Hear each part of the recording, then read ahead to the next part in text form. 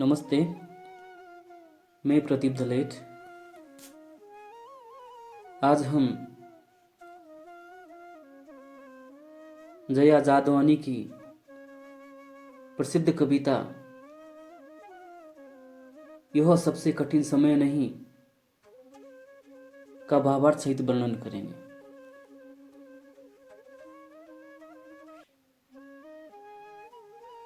इस कविता में कवित्री ने विषम परिस्थिति में भी हार न मानने का संदेश दिया है। उनका मानना है कि जब सारे रास्ते बंद हो जाते हैं, जब सारे रास्ते बंद नजर आते हैं, तब भी कोई ना कोई रास्ता अवश्य बचा होता है।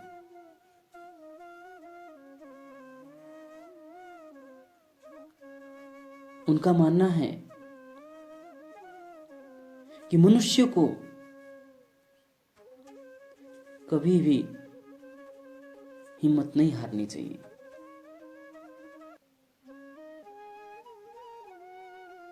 इस कविता में कवयित्री एक छोटी सी चिड़िया के माध्यम से यह बताती है कि जब तक दैनिक क्रियाएं होती रहेंगी, अर्थात जो जरूरी कार्य है, जो जरूरी सामान है, जो जरूरी उपयोग की चीजें हैं, जब तक यह सभी मिलती रहेंगी, तब तक यह नहीं कहा जा सकता कि दुनिया में कठिन समय की शुरुआत हो गई है। कविता के माध्यम से उन्होंने स्पष्ट किया है कि जब तक चिड़िया घोंसला बनाती रहेंगी, जब तक लोग दुखियों को सहारा देते रहेंगे, जब तक दादी नानी अपने पोते पोती को सीख देते रहेंगे, तब तक कठिन समय की शुरुआत नहीं हो सकती। उनका मानना है जब तक मनुष्य अपना हौसला बनाए रखता है, हिम्मत नहीं हारता है, अपने लक्ष्य पर केंद्रित रहता है, काम करने की शक्ति बनाए रखता है, तब तक ये नहीं कहा जा सकता कि कठिन समय आ गया है, कठिन समय की शुरुआत हो गई है। और जब व्यक्ति हौसला छोड़ देगा, हिम्मत हार जाएगा, तभी से जब से व्यक्ति हौसला छोड़ देगा और हिम्मत हार जाएगा, तभी से कठिन समय की शुरुआत हो जाएगी। इस कविता में बहुत छोटे उदाहरणों द्वारा यह स्पष्ट किया गया है कि उम्मीद की किरणें हमेशा बची रहती है। इसलिए हमें थोड़े से दुख आने के बाद, थोड़े से दुख आने पर दुखी नहीं होना चाहिए, अपनी हिम्मत नहीं हारनी चाहिए, अपने काम पे लगे रहना चाहिए। कविता इस प्रकार से है, नहीं, यह सबसे कठिन समय नहीं, अभी भी दबा है चिड़िया की चोंच में तिनका, और वह उड़ने की तैयारी में है।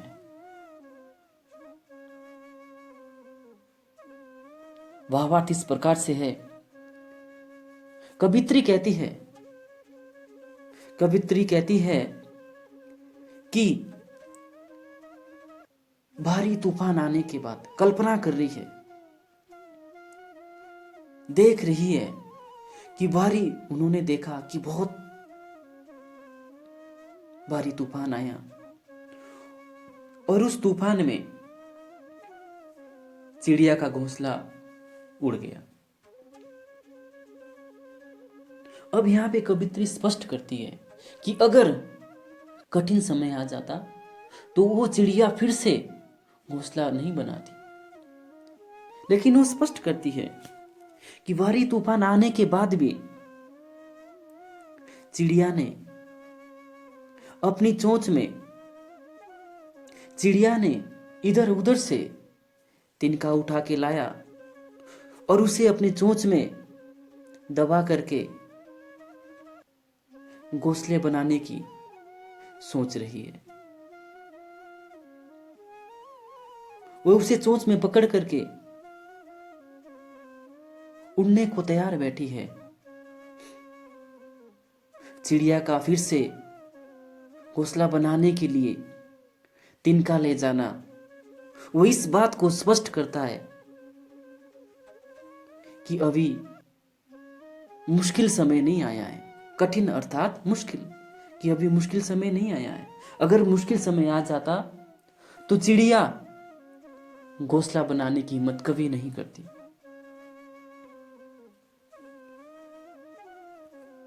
आगे जादवानी जी लिखती है,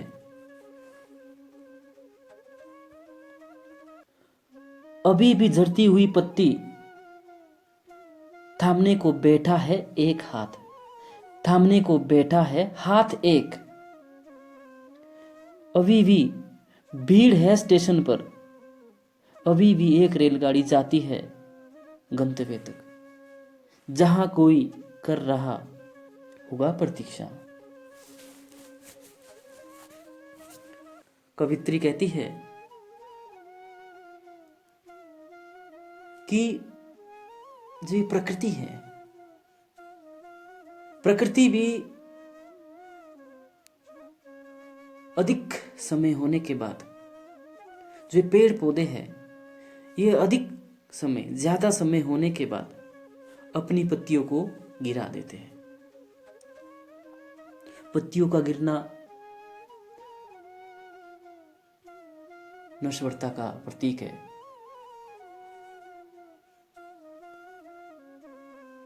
लेकिन उन गिरती हुई पत्ती को, जो जिसका नाश हो रहा हो, जिसकी समाप्ति हो रही हो, अगर उन्हें कोई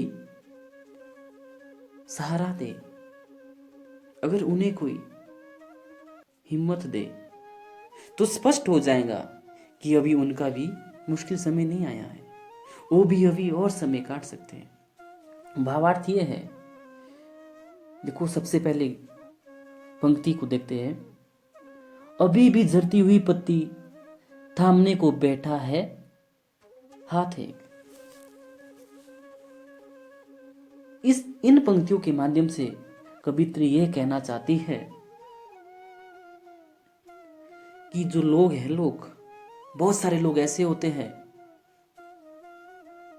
जो उन्हीं व्यक्ति को सहारा देते हैं जिससे उनका कोई मतलब हो। जो दुखी व्यक्ति होता है उन्हें बहुत कम लोग सहारा देते हैं। लेकिन यहां पर कवित्री ये स्पष्ट करती है कि अभी भी जो इस संसार में, इस दुनिया में जो दुखी लोग हैं, अभी भी दुनिया में ऐसे बहुत सारे लोग हैं जो उन दुखियों को सहारा देते हैं, उनका साथ देते हैं, उनकी हिम्मत बढ़ाते हैं। तो जब तक लोग दुखियों को, दीनहीन को सहारा देते रहेंगे, तब तक कठिन समय की शुरुआत नहीं हो सकती। आगे कवित्री लिखती है, अभी भी भीड़ है स्टेशन पर, अभी भी एक रेलगाड़ी जाती है गंतव्य तक, जहां कोई कर रहा होगा प्रतीक्षा। भावार्थ यह है, कवित्री कहती है कि वक्त कितना भी खराब क्यों ना हो जाए, फिर भी स्टेशन पर भीड़ मिल ही जाती है।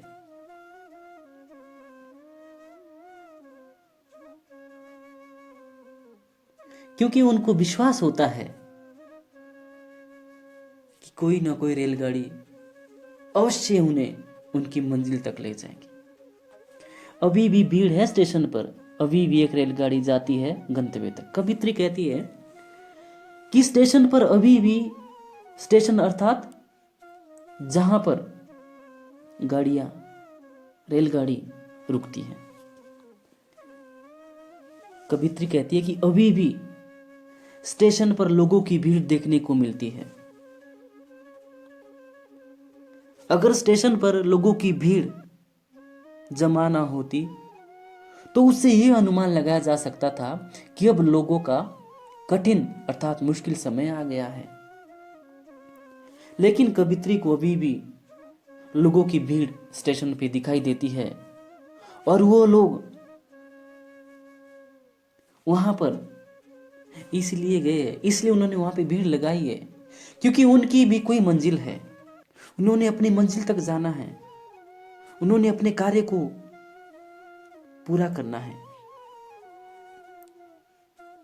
तो उनको उनकी मंजिल तक पहुंचाने के लिए, उनके गंतव्य अर्थात जिस स्थान पर पहुंचना होता है, जो किसी की मंजिल होती है, तो अभी भी उनको उनकी मंजिल तक पहुंचाने के लिए रेलगाड़ी अर्थात ट्रेन आ रही है और आती है। कवित्री कहती है कि जब तक व्यक्तियों को उनकी मंजिल तक, उनके गंतव्य तक पहुंचाने के लिए गाड़ियां आती जाती रहेंगी, तब तक हम यह नहीं कह सकते कि अब कठिन समय आ गया है। ये लोग अपनी मंजिल तक जाना चाहते हैं जहां कोई कर रहा होगा प्रतीक्षा।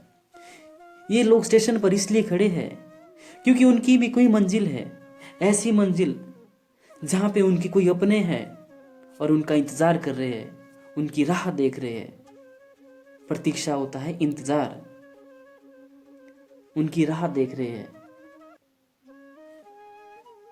आगे कवित्री लिखती है, अभी भी कहता है कोई किसी को, जल्दी आ जाओ कि अब सूरज डूबने का वक्त हो गया। भावार्थ इस प्रकार से है, अभी भी कहता है कोई किसी को, जल्दी आ जाओ कि अब सूरज डूबने का वक्त हो गया है। हम अपने दैनिक जीवन में देखते हैं कि जब कोई बच्चा खेलने जाता है अपने दोस्तों के साथ और शाम हो जाती है, शाम होने के बाद उनकी माताजी उन्हें जरूर आवाज लगाती है कि अब वापिस आ जा बेटा, अब सूरज छिप गया है, रात होने वाली है।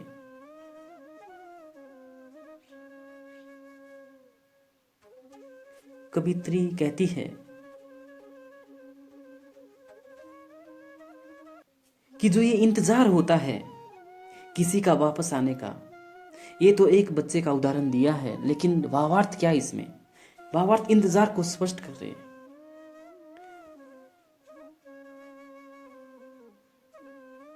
कि किसी के इंतजार में मानव रिश्ते की मजबूती या रिश्तों की मजबूत बुनियाद होती है। इंतजार में मानव रिश्तों की मजबूत बुनियाद होती है, जो किसी भी व्यक्ति को रोज काम पर निकलने और फिर लौटने की प्रचुर मनोबल देती है। एक बार फिर स्पष्ट करता हूं कि जो इंतजार होता है ना, किसी का इंतजार, प्रतीक्षा, जो ये प्रतीक्षा होती है, ये मनुष्य की रिश्तों की, जो रिश्ते होते हैं, जो संबंध होते हैं, उसकी मजबूत बुनियाद होती है। उस इंतजार पे ही रिश्ते टिके होते हैं। जब कोई व्यक्ति काम पे जाता है तो वो व्यक्ति वो काम जल्दी जल्दी इसलिए करने लगता है क्योंकि उसको पता है कि मेरे घर में मेरी बीवी, मेरे बच्चे मेरा इंतजार कर रहे हैं। और जो ये इंतजार है उस व्यक्ति को वापस फिर अपने घर में आने का मनोबल देती है। अगर कोई उसका इंतजार नहीं कर रहा होता ना तो घर ही नहीं आता व्यक्ति। लेकिन उसको पता है कि मेरे बीबी है, बच्चे, इसलिए मैंने वापस जाना है। तो जब तक व्यक्ति को इस बात की चिंता रहेगी कि उसके घर में बच्चे हैं, बीबी है, तब तक हम ये नहीं कह सकते कि अब कठिन समय आ गया है, कि अब मुश्किल समय आ गया है। आगे कवित्री लिखती है, अभी कहा जाता है उस कथा का आखिरी हिस्सा जो बूढ़ी नानी सुना रही सदियों से दुनिया के तमाम बच्चों को। अभी आती है एक बस अंतरिक्ष के पार की दुनिया से, लाएंगी बचे हुए लोगों की खबर। नहीं, यह सबसे कठिन समय नहीं। कवित्री स्पष्ट करती है कि अभी भी दादी, परदादी या नानी अभी भी वो अपनी काल्पनिक कहानी सुना रही है, जो हमें हमारी दादी ने सुनाई। उनको उनकी दादी ने सदियों से जो कहानी सुनाते आ रहे हैं वो आज भी सुनाई जा रही है। भावार्थ ये है कि आज भी दादी, नानी अपने बच्चे को सीख दे रहे हैं। आज भी अपने बच्चे को सही और गलत के बारे में बता रहे हैं। जो उनको उनकी दादी ने, नानी ने सुनाई थी, वो अब अपने पोता पोतियों को सुना रहे हैं। उन्हें शिक्षा दे रहे हैं कि किस काम को करने से क्या फायदा और क्या नुकसान है।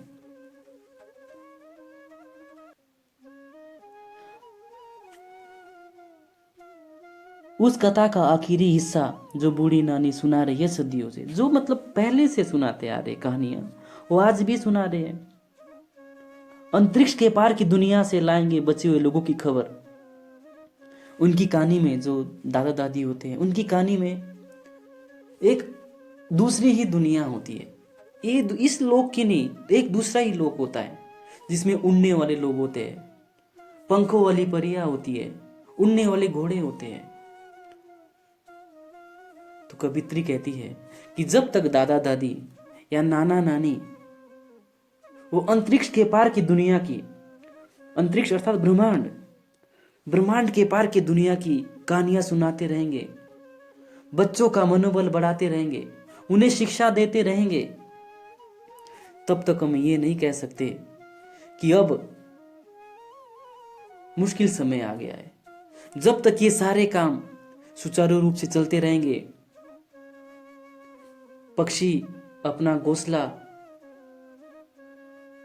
नष्ट हो जाने के बाद भी फिर से बनाएगा, जब तक कोई दुखियों का साथ देता रहेगा, जब तक किसी व्यक्ति को कोई उसकी मंजिल तक पहुंचाने में उसकी सहायता करेगा,